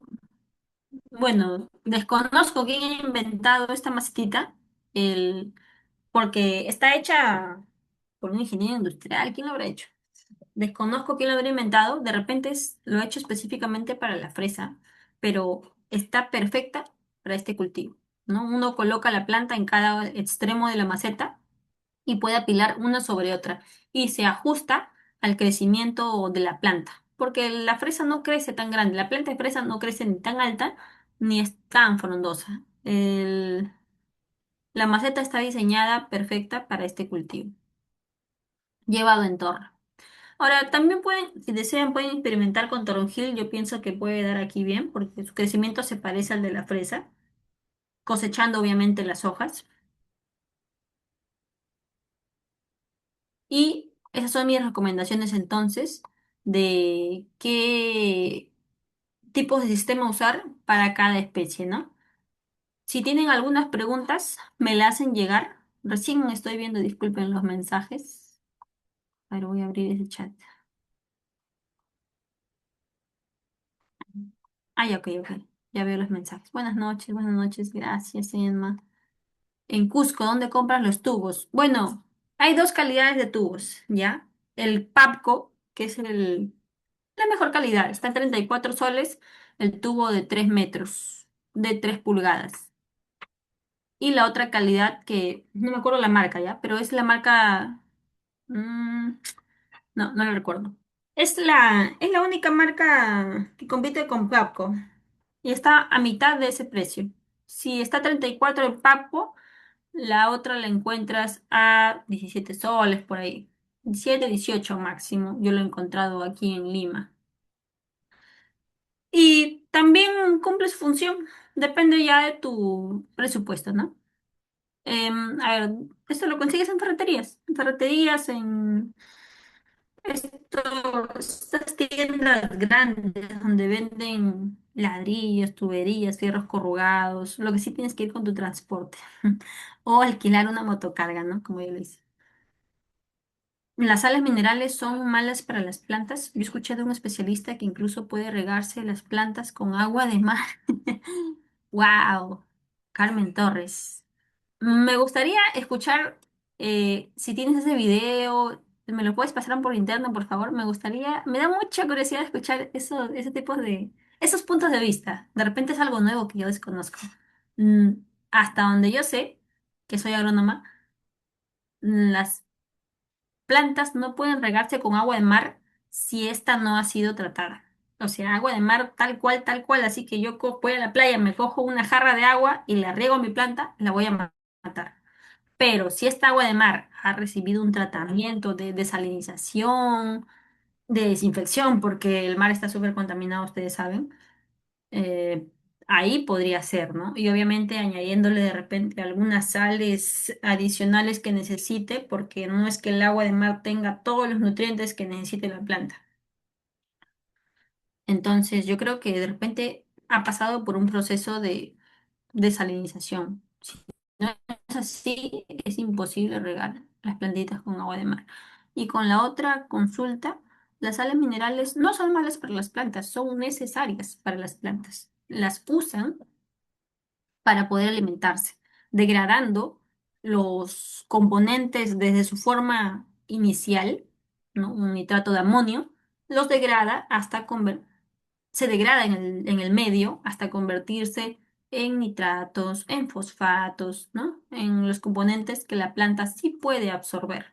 Entonces la planta absorbe estos nitratos, ¿no? Y usa el nitrógeno para llenar sus hojas, etcétera. Así es como funciona. Ahora, ¿estos sistemas hidropónicos en agua no generan zancudos? Oye, es una buena pregunta. No me lo había preguntado. No me ha pasado. He estado en Lima. Hay bastantes zancudos en Lima. No me ha pasado. En el sistema de red flotante sí puede que generen zancudos. Si, si está expuesto durante mucho tiempo, si está levantado el termopor durante mucho tiempo. No me ha pasado, la verdad. ¿Ah? Ahora voy a hacer un sistema en, de red flotante y también en NFT, donde vivo, y voy a ver si me sucede porque justo ahora estamos febrero, fines, ¿no? Y ya es temporada alta de zancudos aquí en Barranca. Voy a ver si me sucede, pero hasta ahora donde he estado en Lima, Lurín, La Molina, no ha habido este problema. Puede ser la cebolla china. Sí, la cebolla china también, ¿verdad? También se puede sembrar en NFT. Recomendaría más en NFT que en red flotante. En NFT. Y incluso he visto, eso sí, yo no lo he. A ver. mm, Ya acá voy a poner. En NFT lo que he visto es que cortan a la mitad la tubería y le sale dos, pues, ¿no? Usa las dos mitades. Entonces corta la mitad y coloca un sustrato de grava en el recipiente de media luna que está quedando. Coloca un sustrato de grava y ahí coloca el plantín de cebolla china, distanciado cada 20 o 25 centímetros y crece. Lo he visto, mas no lo he experimentado. Sería interesante. ¿Cada cuánto tiempo se pone la solución nutritiva al recipiente? Eso lo vamos a ver en la siguiente clase, pero para responder de manera un poco general, vamos a suministrar de solución nutritiva a nuestro sistema cada vez que lo requiera. Y eso va a depender de cuántas plantas alberga nuestro sistema. Si alberga 15 plantas, 30 plantas, 200 plantas, va a necesitar un suministro diferente y un cambio diferente, ¿no? De repente no lo voy a hacer en 2 días, lo voy a hacer en una semana si tengo muy pocas plantas. Eso depende de cuántas plantas tengo. Y también en qué época estoy. Estoy en época de invierno, estoy en verano. En verano voy a suministrarlo en un intervalo menor de días, ¿no? Voy a suministrarlo de repente cada 3, 4 días en verano porque se consume mucho más rápidamente el agua, porque está haciendo calor. En cambio, en invierno me va a durar un poco más la solución nutritiva. Vamos a verlo en mayor detalle en la siguiente sesión, pero más o menos así funciona. ¿Dónde compramos el tipo de macetas de Tenapor? Ah, ya, yo les estoy brindando la lista de contactos. A ver, acá la tengo. Vamos a ver si. Mm, mm, mm.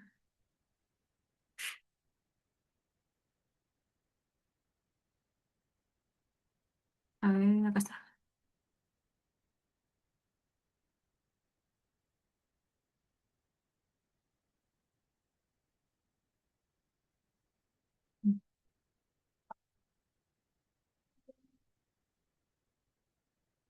Ya. ¿Se ve mi pantalla?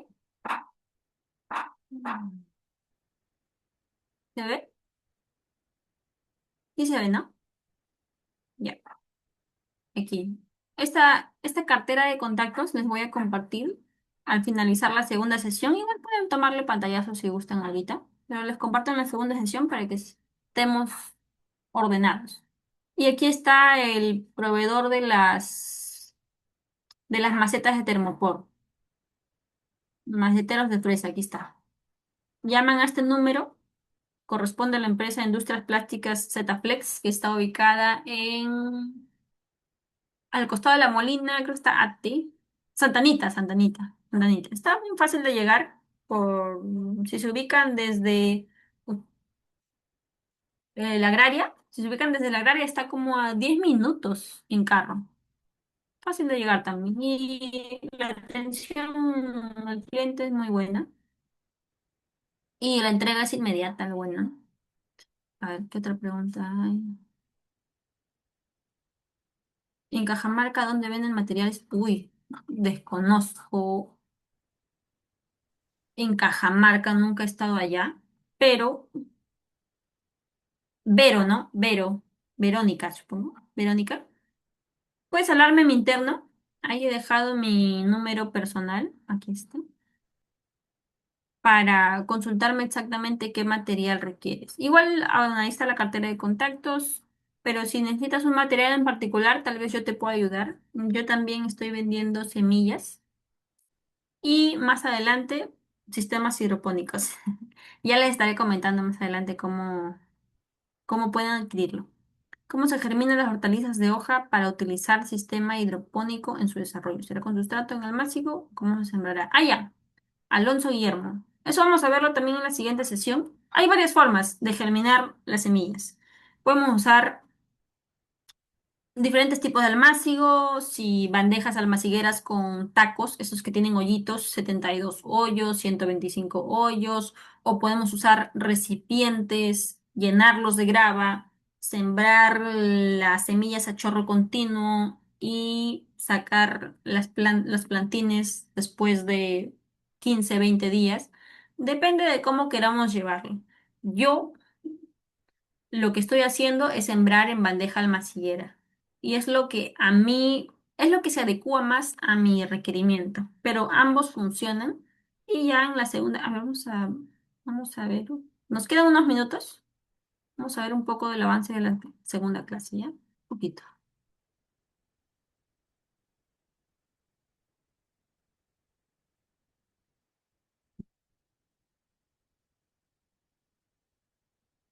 Ya, aquí.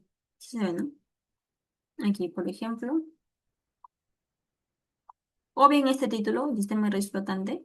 Esto es lo que les quiero mostrar, ¿no? La forma en cómo se están germinando los plantines, ¿no? Sembramos estas semillitas a chorro continuo, es decir, en una línea recta y espaciadas con la mano para generar estas líneas, tipo hileras de lechuguitas. Eso sí, hay que tener buena semilla para tener alto porcentaje de germinación. Y lo que hemos hecho aquí, lo hemos hecho en un recipiente, esta es una jaba de madera forrada con plástico negro que tiene un hoyito en uno de los lados, tiene un hoyito por el que hacemos pasar un tubito. Y ese tubito sirve para que cada vez que reguemos este recipiente, el agua restante drene por ese tubito, ¿no? Y no se estanque, porque aquí no hay forma de airearlo. Entonces se airea por la simple gravedad cuando escurre el agua. Las hortalizas de hojas se cosechan las hojas, pero mejores hasta un año escalonadamente, como usted menciona, y después se desecha la planta, se inicia de nuevo la germinación. Depende de qué especie estemos hablando. Para la acelga, que mencioné esa cantidad de un año, es lo más recomendable, porque yo he visto que empresas lo llevan, cuando trabajé una vez, lo llevaron hasta 2 años. Y esa selga tenía hartos problemas de enfermedades, de plaga no tanto, de enfermedades, pudriciones en las raíces, temas de nematodos. Entonces, justamente para evitar eso es que se recomienda solamente llevarlo hasta un año. Además que ya la planta de acelga crece demasiado alta si se lleva por más de ese tiempo. Entonces, para la selga, un año o año y medio es lo más recomendable. Ahora, ya si hablamos de otras especies, se hace lechuga, espinaca, eso ya es terminando la campaña, ¿no? Y una campaña de lechuga puede durar 60, 70 días y luego se inicia una nueva campaña. Pero tú me hablas de las hortalizas cuyas hojas se cosechan, ¿no? Estamos hablando de la selga, de la albahaca también.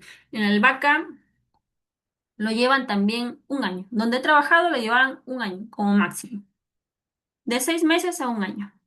Y también cómo decido si son 6 meses o es un año, por los problemas fitosanitarios que se presenten, en las raíces más que nada, ¿no? Por la vejez de la planta, y esa vejez de la planta va a demostrarse, expresarse en función del cuidado que le he brindado durante todo su manejo. De repente no he tenido cuidado mucho en controlar sus plagas y tengo muchos tallos con daños de larvas, etcétera.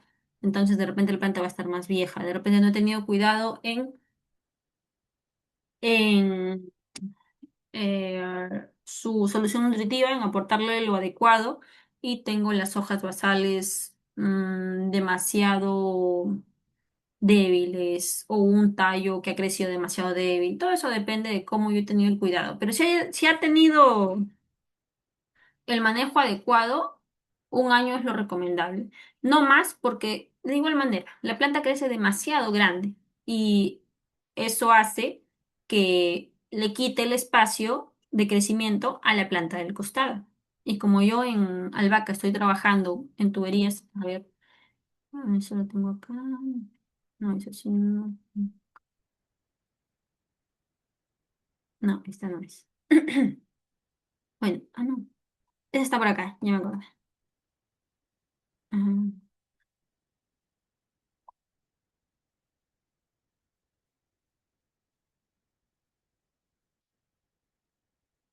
Aquí, ya, aquí está la albahaca. Aquí, la de la derecha, ¿no? Aquí. La albahaca estoy trabajando con tubería de 4 pulgadas y este sistema tipo de pirámide. Estoy guardando un distanciamiento de 30 a 35 centímetros entre planta y tengo una cantidad, un espacio determinado, que si yo permito que la planta crezca demasiado, me va a ocasionar problemas en la cosecha, va a obstaculizar el espacio de crecimiento a la planta del costado, van a también aumentar los problemas fitosanitarios, porque al estar la planta demasiado frondosa, demasiado alta, va a tener espacios que puedan albergar ahí a hongos, a plagas, a insectos, y me va a ser un problema de repente el aplicar productos fitosanitarios, porque va a ser de difícil acceso, pues, ¿no? La planta al estar tan emboscada, tan grande, yo pienso que más es mejor, pero no es así a veces. Entonces, al estar tan emboscada, yo aplico un producto químico, pero no llega bien al fondo. Ese es un problema bastante común para los agrónomos, el que el producto llegue a la planta. Entonces, manejar la arquitectura de la planta también es una ciencia,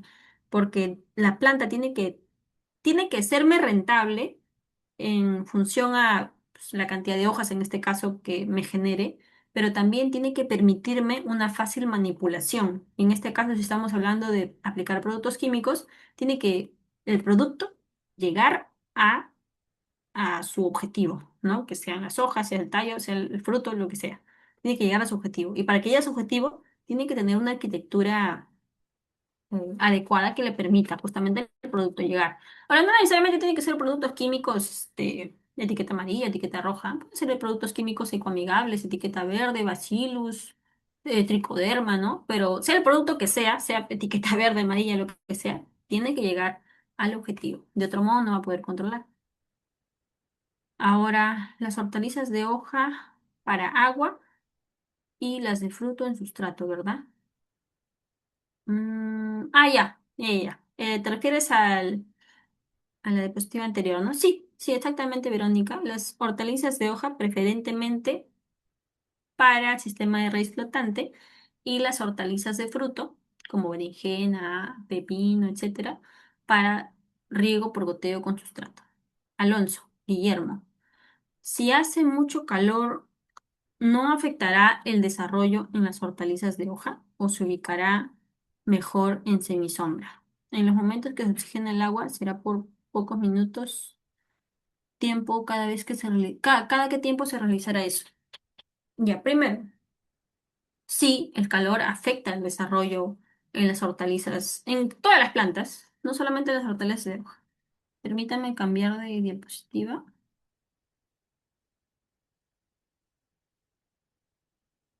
Mm,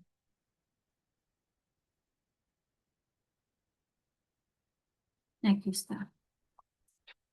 Terminamos con tu pregunta. No, bueno, hay una más, de Vero también. Ya. Respondiendo, la temperatura adecuada para estas hortalizas, no hablo de todas las plantas, hablo de estas hortalizas, es de 18 a 26 grados centígrados. ¿Ok? Para la solución nutritiva debe ser de 15 a 18, porque esa temperatura es del ambiente, ¿ya? 18 a 26 es del ambiente. El ambiente tiene que estar entre 18 a 26. Puede ser 27, 28, ¿ya? Podemos sobrepasarnos 1, 2 grados. Para la solución nutritiva, o sea, para el agua, tienen que ser de 15 a 18 grados. Ahora, si hace mucho calor, por ejemplo, yo ahorita estoy en la máxima temperatura que tuve aquí en Barranca fue de 56 grados. Ahora, no sé si mi termohigrómetro está descalibrado, capaz que sí, pero ponte que sea 38 o 40 grados centígrados la temperatura ambiente, la temperatura del agua también obviamente va a subir, porque el canal de cultivo está expuesto a la intemperie. Entonces, ¿qué puedo hacer para evitar ese problema? Porque la temperatura de la raíz tiene que estar entre 15 a 18 grados. Bueno, lo que pensaba hacer es colocar cubos de hielo en el recipiente de solución nutritiva. Una vez al día puedo colocar una cantidad de cubos y ir monitoreando la temperatura. Eso todavía lo voy a hacer. Las empresas donde he trabajado no lo hacen. Ellas han tenido temperaturas ambiente entre también 35, 37 grados cuando trabajé en Lurín, en La Molina, igual, temperatura similar. No he visto que hayan tomado una medida para bajar la temperatura de la solución nutritiva. Aún así, la planta genera. Obviamente, no es el medio ideal para ellas, pero va a generar. Ahora, de que tenga una repercusión en el tiempo eh, que tarde la planta en llegar a cosecha, sí, obviamente, va de repente a generar menos hojas, va a retrasar su ciclo de producción, también puede promover el desarrollo de algunos hongos. Sí es cierto, no hay un estudio que yo haya revisado que evidencie cómo el aumento de temperatura repercute en hortalizas de hoja aquí en Lima, Perú.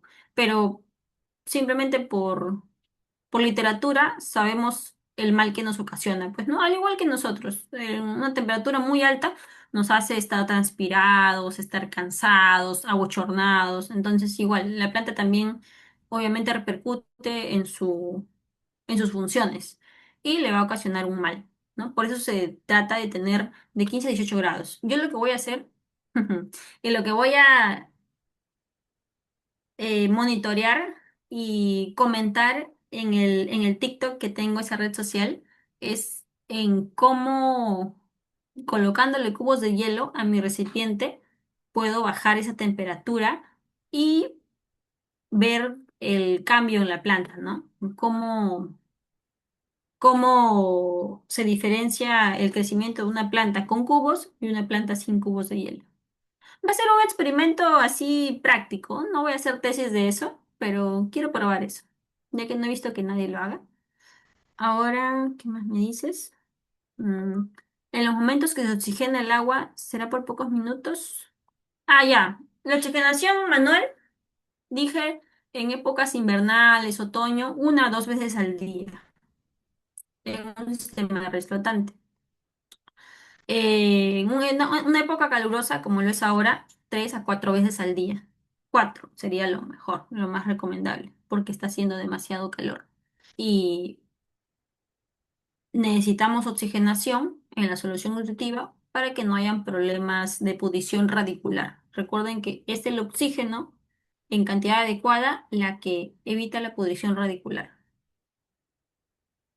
Ah, ya, ahora, ¿por cuánto tiempo será? Eso es, a ver, si uno hace un movimiento manual, es por unos segundos, un minuto, dale, un minuto por cada vez. Si son 4 veces al día, serían un minuto por cada vez, o sea, 4 minutos en total repartidos en el transcurso del día, de preferencia en justamente las horas calurosas, ¿no? En la noche, 2 de la madrugada tampoco, puede ser a las 6 de la mañana, a las 9 y así vas repartiendo cada 3 horas. Ahora, cuando se trata ya de sistemas automatizados, ya se programa con el timer cada cuánto tiempo va a funcionar el sistema. Y lo podemos ver en la siguiente clase con mayor detalle también ahí. Vero, mi espacio es en sombra, es decir, ¿habrá alguna planta que sembrar en sombra si se infectan? Ya. En sombra. Mm. ¿Vives en un departamento, Vero? En sombra. No, pues. Hmm, Pues hay un sistema vertical tipo esas torrecitas de fresa. A ver. Ah, parecido a esta torre, ¿ya? Parecido a esta torre, pero que tiene anclado a su eje unos focos que alumbran cada lado de la maceta, digamos, en este caso. Entonces tiene cuatro focos a cada lado y eso hace que no sea imprescindible la luz, que no necesites de la luz del sol, pues, ¿no? Porque ya tiene un sistema de iluminación acoplado a la torre de producción. Ahora, esto he visto que lo venden por Facebook, puedes buscarlo, ya que tú no tienes un lugar con sol, ¿no? Porque las hortalizas, todas las plantas necesitan sol, necesitan luz solar, porque tienen un tipo de alimentación en el cual usan esta energía lumínica para generar su propio alimento, ¿no? La fotosíntesis. Entonces, sí necesitas luz solar o este sistema que compensa la luz solar con la iluminación artificial. No tienes azoteas de techado con calamina. Mm, ya veo. Entonces este sistema sería interesante para ti. Necesitas luz artificial. Sí o sí necesitas luz artificial. No puedes sembrar sin luz. Puedo cosechar lechugas, espinacas o la albahaca desde el tronco de la raíz si lo deseo. Bueno, la lechuga tienes que hacer un corte al cuello de la planta. A menos que de repente quieras solamente unas hojitas. Sí, sí puedes hacerlo. De forma casera, claro, puedes hacerlo. Puedes cosechar algunas hojas y la planta va a seguir creciendo. Ahora, ¿hasta cuándo? Eso sí, no lo sé. Nunca he cosechado una lechuga solamente unas hojitas y dejarla seguir creciendo. Espinacas.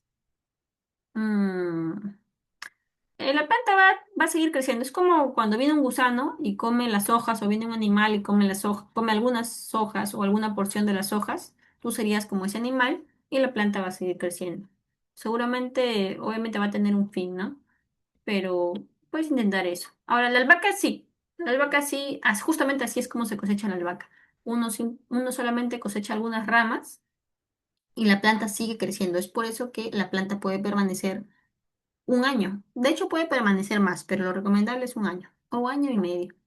Entonces, tú lo dejas un año y durante todo ese año tú puedes cosechar poco a poco. Obviamente, dejándole ramas a la planta, no lo vas a calatear totalmente porque vas a quitarle su medio de vida, pues, ¿no? Necesita las hojas para poder captar luz solar y realizar su fotosíntesis. También preguntas si se infectan de algún hongo plaga, la única forma de desechar la única forma de desechar todo o se puede fumigar. Depende. En la segunda sesión vamos a ver tema de plagas y enfermedades más comunes para cultivos hidropónicos. Y pues hay un hongo que es el más peligroso, que es el Pythium, que ocasiona la pudrición radicular y está presente pues en toda agua, en toda agua. Pero existe lo que se llama las condiciones favorables para que prospere todo organismo patógeno, ¿ya? Y en el caso del hongo, cualquier hongo, no solamente el Epididium, cualquier hongo necesita sus condiciones favorables. Y una de esas condiciones favorables es la poca oxigenación. Entonces, si tú tienes tu sistema bien oxigenado, es decir, realizas la oxigenación manual las 3, 4 veces al día que se recomienda, no vas a tener este problema. O si con la bomba se oxigena, también no vas a tener este problema porque la solución está bien oxigenada. Pero si no se oxigena la solución, entonces es uno de los factores, ¿no? Hay otros factores, pero lo menciono como ejemplo. Si no se oxigena bien la solución, entonces ya se brinda esa condición favorable para el patógeno y este patógeno va a prosperar. Es como los hongos de los pies, ¿no? Si uno tiene los pies húmedos por mucho tiempo, ¿qué más? Humedad a calor también, ¿no? Si están sumergidos en zapatillas, en un ambiente caluroso todo el día, de repente uno trabaja todo el día y están húmedos con el sudor, están calientes, entonces ahí se generan las condiciones favorables para que el hongo del pie pueda proliferar, ¿no? Y luego ya avanza hongos de uñas, entonces funciona similar también en las plantas. Si se dan las condiciones, el patógeno prospera, pero si no se dan las condiciones, no prospera. Y justamente nosotros cuidamos de que no se den las condiciones, porque los patógenos están presentes en todo, en casi todo el mundo, pues, ¿no? Puedo cosechar las lechugas, espinacas. Ah, no, ese no. La planta de fresa, ¿cuánto dura para cosechar? ¿Es de una vez, como las hortalizas, o es como los frutales que producen constantemente? Ah, ya, la fresa.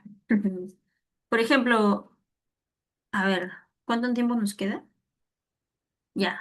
Podemos responder así rapidito, pero eso lo vamos a ver en la siguiente clase bien detallada, ¿ya? Pero les digo así general. La planta de fresa, nosotros la dejamos crecer durante 2 meses, de 2 a 3 meses. Yo recomiendo 3 meses, vegetativamente. Tú compras tu plantín de fresa chiquito, ¿no? Del vivero, y incluso ya va a tener flores o frutos, he visto que tienen a veces. Pero esos frutos tú lo vas a descartar, los vas a cortar las flores, todo organismo reproductivo, órgano reproductivo lo vas a cortar, porque lo que queremos que crezca es las hojas, los tallos, que sea una planta frondosa, grande, y las hojas puedan mantener a los frutos que van a venir después. Entonces, durante 3 meses dejamos que la planta genere hojas. Y en los meses siguientes, que van a ser de 5 a 6 meses, producidos de manera casera. Si nos vamos a tema de empresa ya es otro tipo, pero producidos de manera casera, 5 a 6 meses. Podemos cosechar constantemente los frutos. Y obviamente solamente vamos a cosechar los frutos rojos, ¿no? Como ven aquí, a ver, aquí en esta imagen de aquí de la izquierda. Hay frutos blancos y frutos rojos. Cosechamos los frutos rojos y los blancos van a estar madurando poco a poco. Y también aquí van a haber flores. En una planta de fresa pueden haber frutos rojos, frutos verdes y flores. Entonces cosechamos, a medida que cosechamos, los demás órganos reproductivos van a madurar poco a poco y eso nos permite cosechar constantemente, ¿no? Durante 5 a 6 meses si manejamos bien la planta.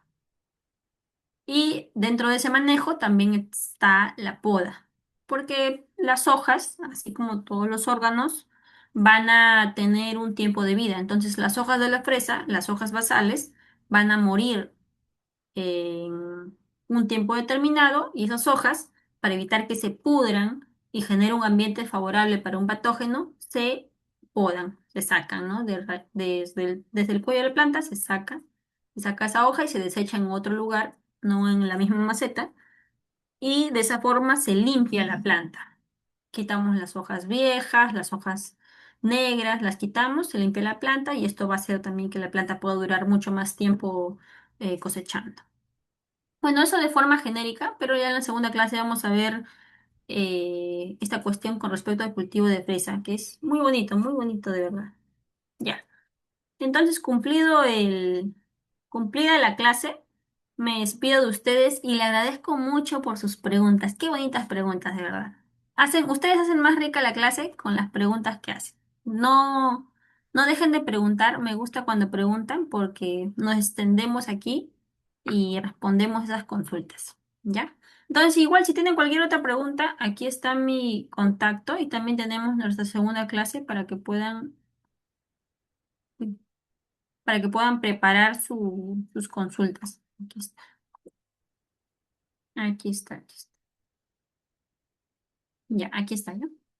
Para que puedan preparar sus consultas, ese es el acceso a la red social @agr.dianagenovés en Instagram y en TikTok. Ahí tengo algunos videos sobre hidroponía y demás temas agronómicos y mi número de celular.